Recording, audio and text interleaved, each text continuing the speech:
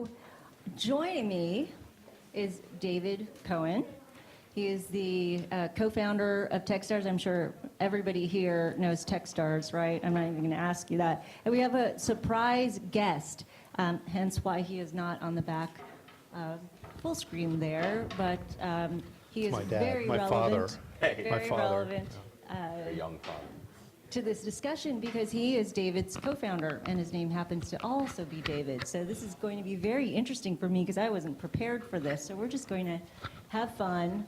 But these guys have known each other for how long? Almost 25 years? 25 years, okay. So they're going to be sort of, what do you call each other? Beavis and Butthead and make the conversation. Which one is which? He's both. I'm Beavis. Okay. Okay, so TechStars. Well, let's start with David. You know, David is... Let's start with David. That's all. Can you guys hear me? Okay, this David. So David founded Pinpoint. Actually, both of you founded Pinpoint Technologies in 1993. It was acquired in 1999. And then David Cohen founded, I can't do this, David C. founded iContact. I'm just going to say David. David founded iContact, which is a service for mobile devices in 2006. Then he founded Earfeeder. And then he founded 2007, along with David, founded TechStars. And in David's spare time, this cracked me up, he enjoys technology and software. Really? Yep.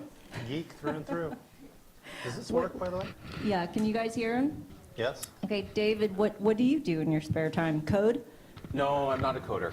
Okay. I guess I used to be a coder. I do have a degree in computer science, but those COBOL skills from back then. I like to ski. How about that? Oh, great. Hence Boulder. My chose Boulder. One of the reasons that we moved to Boulder. So you're both entrepreneurs. There are a lot of entrepreneurs here. So talk, just to start this off, I really want to talk about TechStars and how you select companies. But let's just talk about your entrepreneurial experience and how that led you to starting TechStars 10 years ago. Almost, yeah. 10, no. No, almost. 7, 8, something like that. Oh, I thought it was 2007. So yeah. Oh, 7 years ago, yeah. It's the new math. 10 is the new This 7. thing does work. I can't hear myself, so it's freaking me out. Yeah, same here. You can hear me in the back, Did somebody right? in the back give us a thumbs up? You're saying no, so you can't hear us. That's brilliant. How about now? Better. Okay. Got Let's one turn this thumbs thing up on. and one thumbs down. How did we get to TechStars? That's what you want to know. Your journey. In So we've 2 been working minutes. together, how many years? 23, something like Yeah, that? 23. 23 years. We started, as you mentioned, a couple of companies together. He actually was one of the founders of iContact also. This is my work spouse. My story is I basically had one job interview in my life. And I got the job. And it was at a company that he was working at. And I never had another job interview ever because I never was an employee again. So that was the only time I basically ever did that. I've been on the other side of that a lot. And I discovered I didn't like working for people very much. So instead we started this company together. It was an ambulance dispatch software company. It's done like 20 million ambulance calls or something now. So it's still around. Yeah, it's still around. It sold 250 employees. sold to a public company. And that was really cool. So we got together to do another company after that.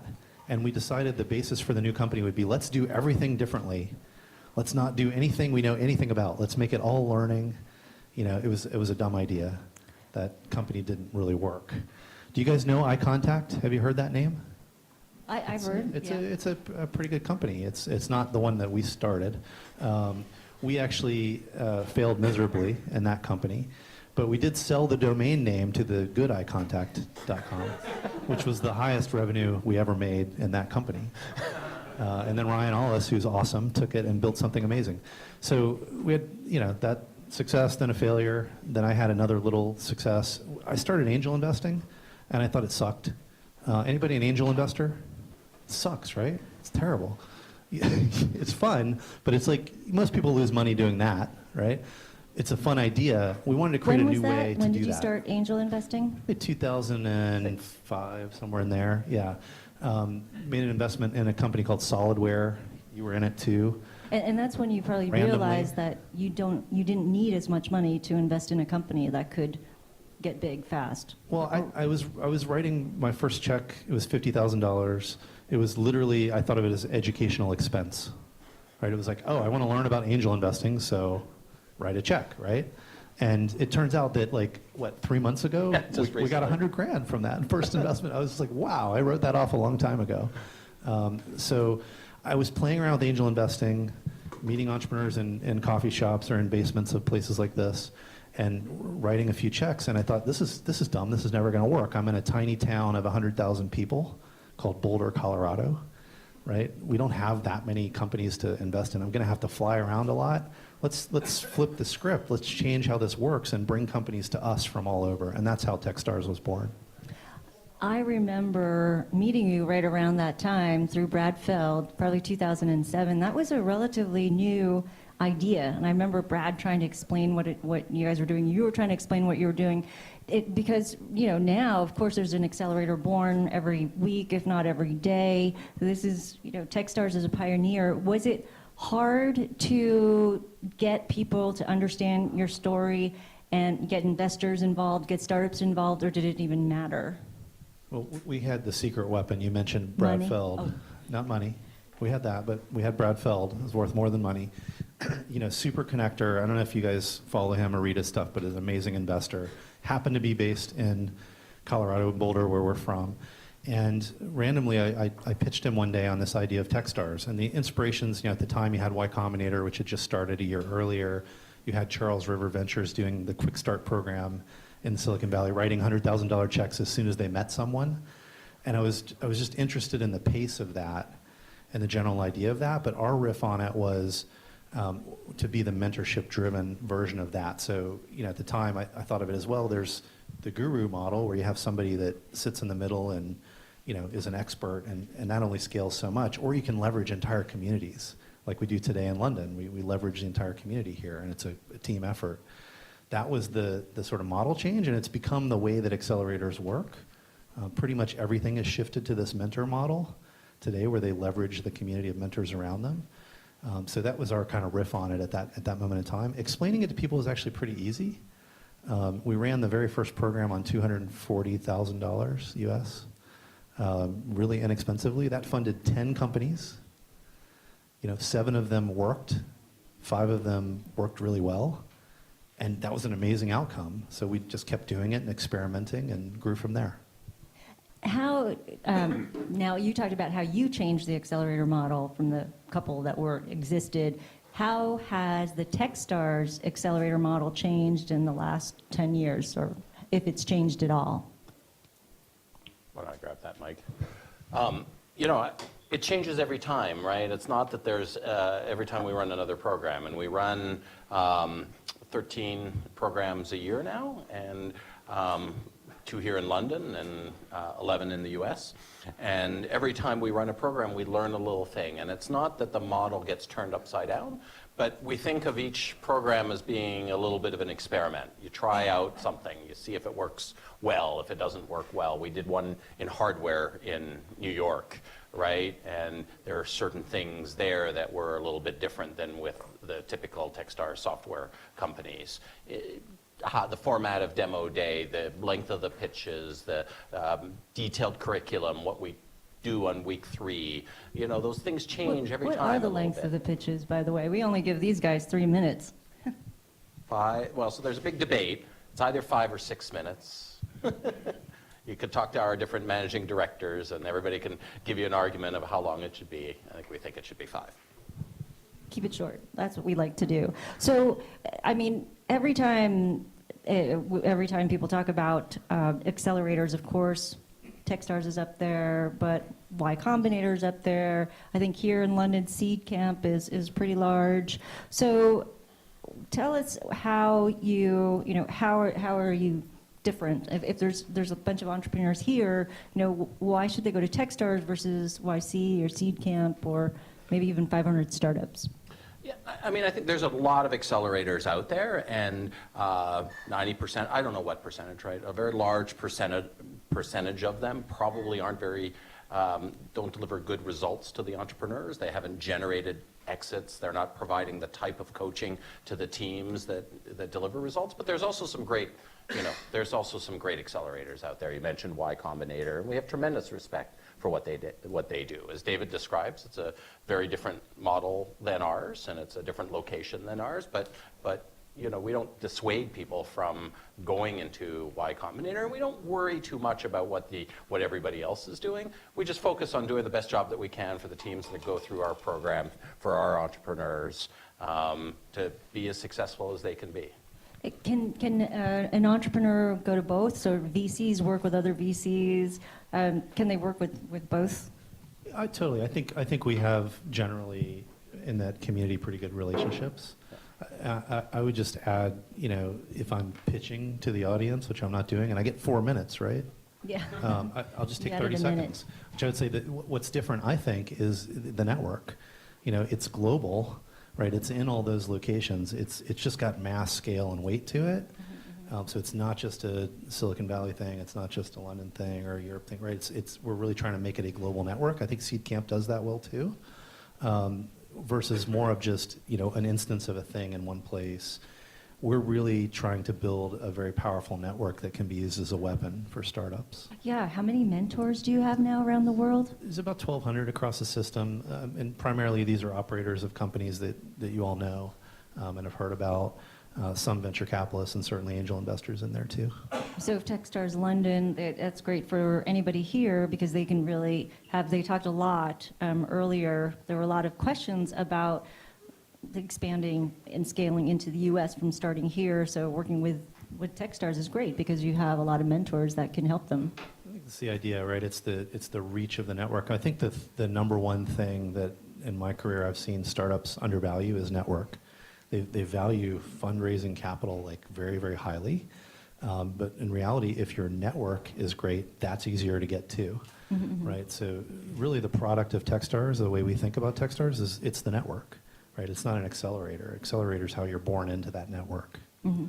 It's funny because I'm sure anyone here would just it sounds like you're pitching them, but it sounds that anybody here, I'm sure, would love to get into a class. So actually the real questions are, what do you look for in a startup? But before I get into that, David, David, you talked about, Far David, you talked about exits. So quick question, how much has TechStars invested in the last 7 years? You've invested in what, 223 companies? And how much have you, more than that. So how many companies, how much have you collectively put to work? So you probably don't know the answer to that, do you? You'd be guessing, wouldn't you? I'd be guessing So more than you we would. actually funded about 450 companies now across the system. We're about 120 new companies a year, maybe 130 or so a year now. Our capital formation to date has been in about 70 million US. So it's been about that much invested in those companies. The companies together have raised about 1.5 billion. So we're a small portion of what's been invested in our portfolio.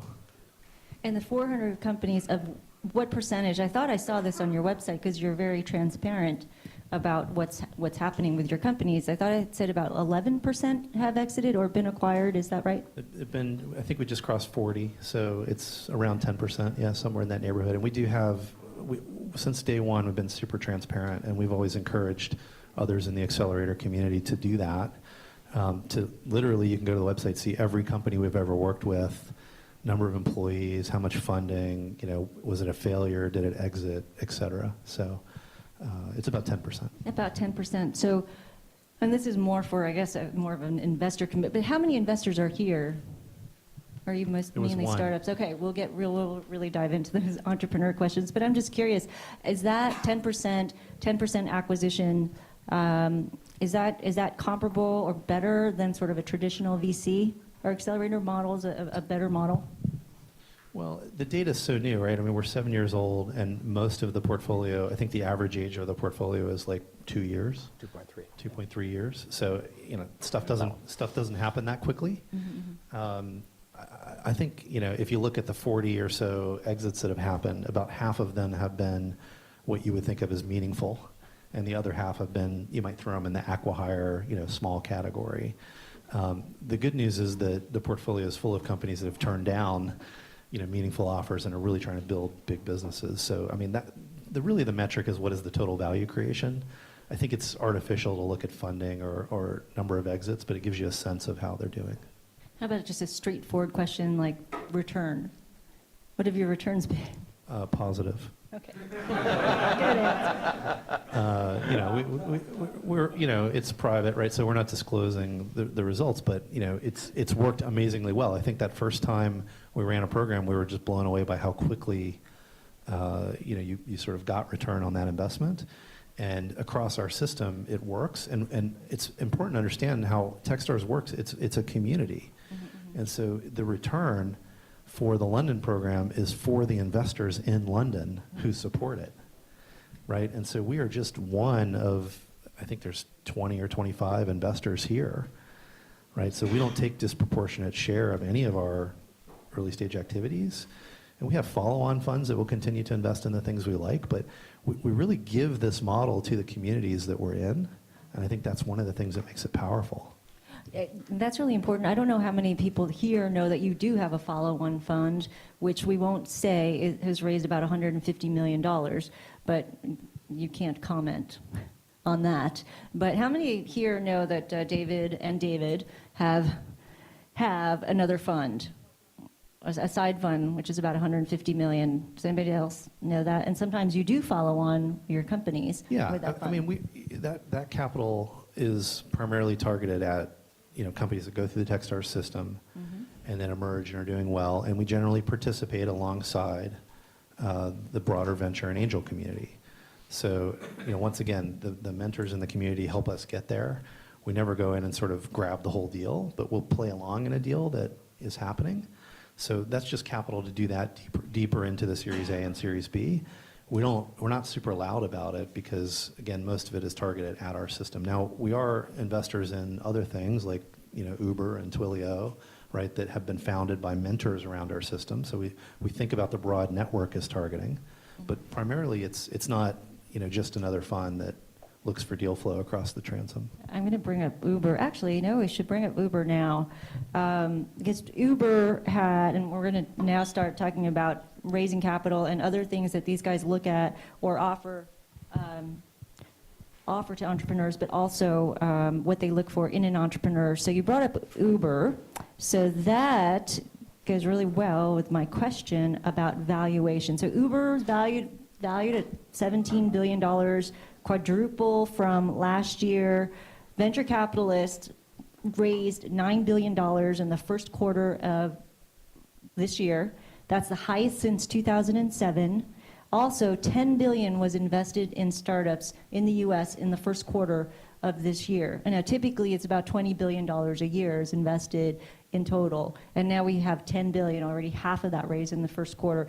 Uber is $20 billion. And somebody actually asked a question once. There's a company called Yo that all you have to do is say 1 million. Okay, so I guess the question is, how are valuations? Are they crazy? Are we in a bubble? Oh, the old "are we in a bubble" question. Yeah, well, make it you simple. You got to ask it. I know. It's your job. Well, everybody else said it was frothy. There's no doubt. I mean, yes, valuations are up. I mean, I think it's been reported. So, like when I first invested in Uber, it was $4 million valuation, right? The latest is $18.2 billion. Who cares what the first valuation is? Right? I did ask David before how much he owns of Uber. I can't. It's tiny, but But it grew a lot. It grew a little bit. Yeah. I am actually in the market. No, I'm not. I can't. The company. It's a private company. That's one of the tricks of this. It's like, when can you get out? But it's up to say 7-8 million pre-money in places like New York and Boston. It's still relatively reasonable here. So that's sort of an average 7 and 8. If you're a really good company, then you're looking at 10?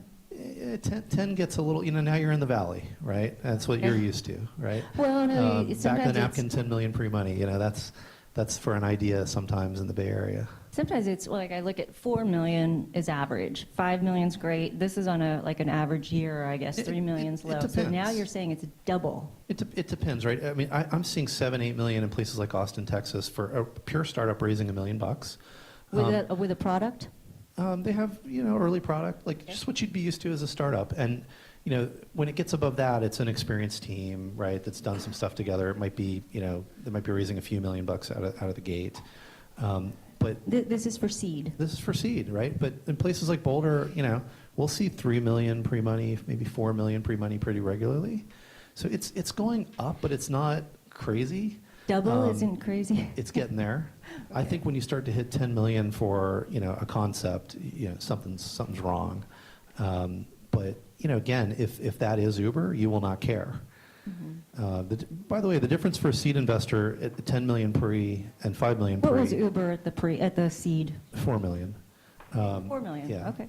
So if that were 8, my return would be 50%. It's very meaningful, right? These things do matter, but it would still be really good. So I don't let valuations stop me on companies that I'm a huge believer in.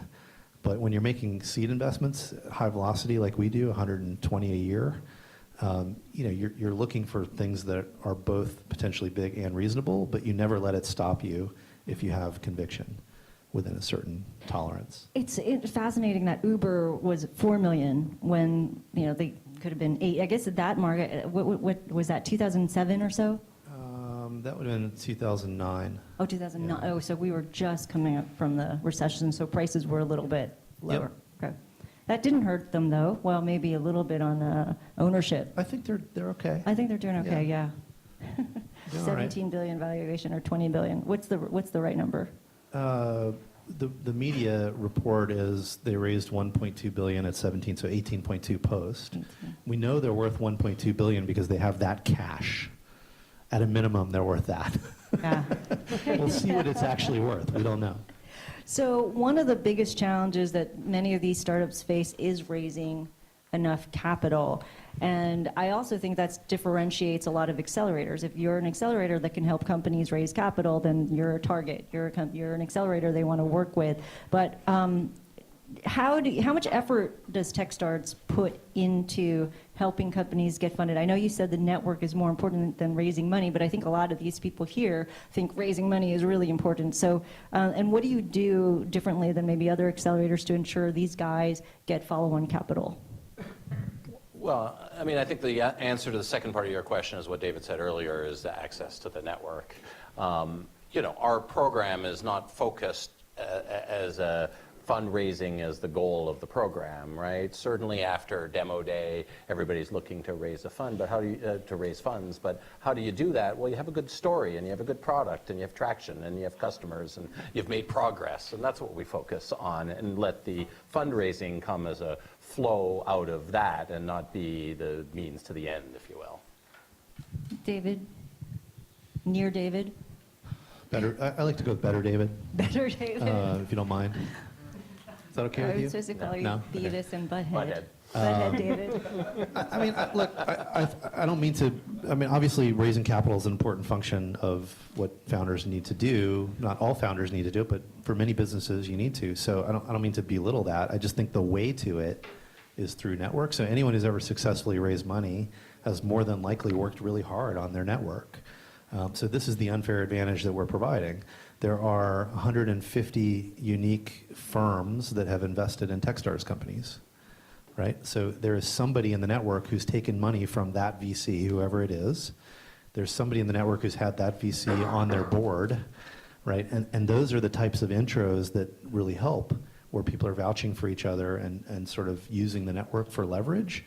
So, this I think is the secret weapon in business. It's network, which provides momentum, which leads to fundraising in this case.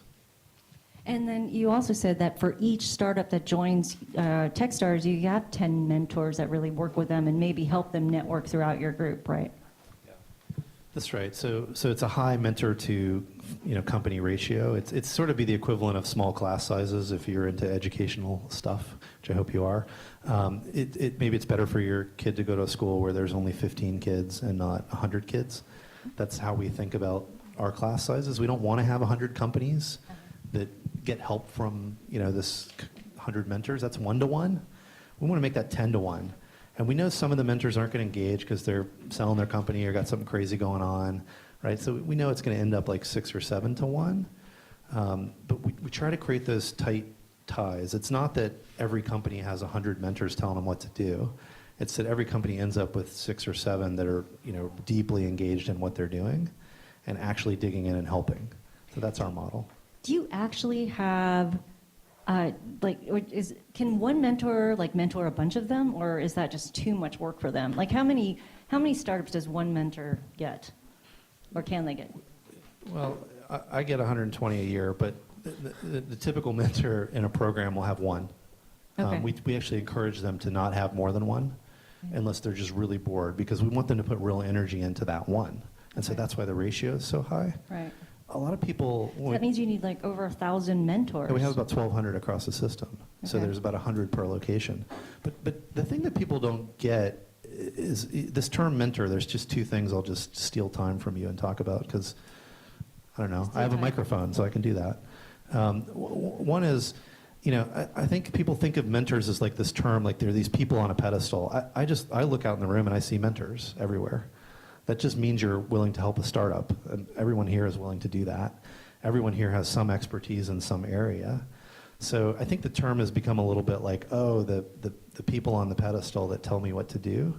And we work hard to make sure that's not what it feels like. That these are real relationships with real people that just want to give back and help new companies. Are all of them entrepreneurs, or at least all of them have been. Okay. I would say save maybe 10. People like Fred Wilson, for example, has not been an entrepreneur, but he's a fantastic investor, and so Is he a mentor to one company? Boy, that's a lucky company, in right? New York, yeah. And he'll sometimes do more, but it's partially deal flow for someone like that, but it's partially just giving back and try to help. The other thing I'll say about mentors is people often say, well, what's the real value of that, right? I'm just getting all this feedback. The feedback's valuable, but when you build real relationships with people that have amazing network and have sold 50 companies and been on so many boards, the things are very tangible. I've seen at least 5 cases where a mentor around TechStars has doubled an exit, right, for example. It's very, very real value just by getting on the phone and negotiating. Yeah. Right, so this is amazing. But at the end of the day, it comes down to the entrepreneur. I mean, you can surround them with the best people. If you have an entrepreneur who just doesn't want to, who just doesn't want to assert himself or herself, then you've done what you can do. So let's talk about how you find that entrepreneur who's going to be that winner. Let me just look here, because we do want to make this interactive. Let's see. Where are we going next? I want to answer that one. That's a great question. Yeah, I know. That's why I wanted to see if there was anything relevant up there. We'll get While to you those look, questions. can I just answer the Okay. question? What's that? While you look, can I answer the question? Yes. Okay. What was that question, though? So how do we Sure? pick the entrepreneurs? Yes. How do you pick the entrepreneurs? So we divide the number of applications in half as soon as they come in. And if you're in the left half, then we look at it seriously. And if you're in the right half, we discard it immediately. Because we only fund lucky people. It's really...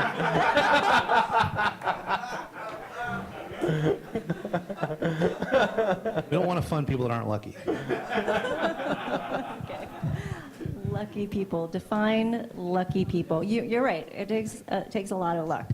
So, what's that? The It lucky doesn't ones. end. The lucky ones. Okay. All right. What do you care? And this is a tough one, and I bet I know. Actually, maybe it's not that tough. How much do you care about the idea versus the founder? The lucky founder. So the things we're looking for in order, there's 6 things. We always talk about them. Team. Luck? I'm No, sorry. team. Market, Okay. progress, idea. So I would think of the idea as bonus points. It will change about half the time, in my experience. Inside TechStars, it'll change about half the time. But the markets tend to stay the same, and the team matters a lot in the early stage. Okay. And I found this thing I've learned is that entrepreneurs do stuff. So that's progress. They don't just talk about doing stuff, they actually do stuff. So if I don't see people doing stuff, we don't look at it. They'll say, I need funding first, or I have to build a team, or I'm not a developer, so I can't build this. We funded plenty of companies that didn't have developers, they just taught themselves how to code, right? That's a brick wall, and you run through that, right? That's what great entrepreneurs do. So we're looking for those things. That's great. I mean, those people who can teach themselves how to code, that's just amazing. I knew this gal, she was an attorney, and we talked, and I said, what are you doing now? She's like, oh, I'm teaching myself how to code. She's like, I want to build a website, and I thought, wow, she's something else. So, okay, well, so an entrepreneur who, I mean, we didn't really talk about what exactly it is when you look at it. So you said that the founders definitely, or the founding team, those are the ones you look at. So what is it that you look for? I mean, you said, I think I've heard you say before that, you want to scale, to some extent, you want to scale what you do, and trying to have some sort of recipe for finding an entrepreneur or the right founder seems to change all the time. But there's a few things maybe that you look for. What is it? I mean, you've looked through thousands of applications.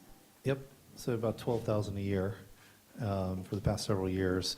So I mean, I think specifically, the team risk is the biggest risk in any startup. It's the number one startup killer. They don't hire people better than them. They don't bring in the right people. They fight and fall apart. So we're really trying to mitigate that. I think the how they met each other, what they've done together, right? He and I have less team risk than probably anybody in this building. Right. Three right? startups. We've been working together for 25 years, right? That's obviously you're not going to find Are that a lot. you in the right age bracket? No, probably okay. not. But we're way too young. But the other thing is just a almost inexplicable passion about the product and an obsession with the product and an attachment to the problem and not the solution. So they get attached to solving the problem, but they're not attached to the particular solution they're taking. And they're just obsessed with the product. They talk about it all day long. It lights them up. Right? Those are signs for us that these people are mission-driven and passionate about what they're doing. And they have to be really talented. Yeah. Okay. Do you want to add to that? Okay. Oh. Yeah, I mean, I think, you know one when you see one, right? There's entrepreneurs that not only have the passion, as David describes, but they're wicked smart. They're going to run through walls. They're going to do everything they can to make sure that their product gets to market and their customers are happy. That is a great question, because we don't get tens of thousands like David does, but we get hundreds of applications, maybe almost 1,000 in a year. And we have to recognize the team from an application. How do you do that? How do you recognize a great team from just an application? Yeah, so part of our application process is there's a team video. And believe it or not, it's one of the first things that we look at. You really get a sense, just listening to somebody talk, the passion and the intelligence that they have or don't have come through. So it starts there, but the process of getting into TechStars is really quite lengthy. And as we narrow down from the 1,000 applications that we get for each program, on average, we narrow that down to 100 and then 75. And when you get down to about 50, then we start meeting, or sometimes 75 in some cases, we start meeting people face to face. And it might only be 5 or 10 minutes over a Google Hangout if you're at the 75 level. But when you get down to the last 20 or 30, we're flying to meet you, or you're coming to meet us, and we're sitting down, we're spending a lot of time getting to know you and understand how you met your co-founder and what you're passionate about. And that time spent together in the application process allows us to get to know the people well enough. Okay. We only have 1 minute left, so I want to at least acknowledge some of these questions here. What is the best advice you've ever gotten and you've ever given? Don't answer every question somebody asks you. I'm kidding. Don't eat yellow. Not everyone understands my sense of humor. I'm sorry. Nobody understands your sense of humor. Surround yourself with great people. I mean, again, it's network, right? That's the best advice I've ever heard, is just be around people that can help you, that have seen the things that you're seeing. You don't have to do what they say, but the input is invaluable. That's great. Okay. And what is your advice? My best advice? Don't eat yellow snow.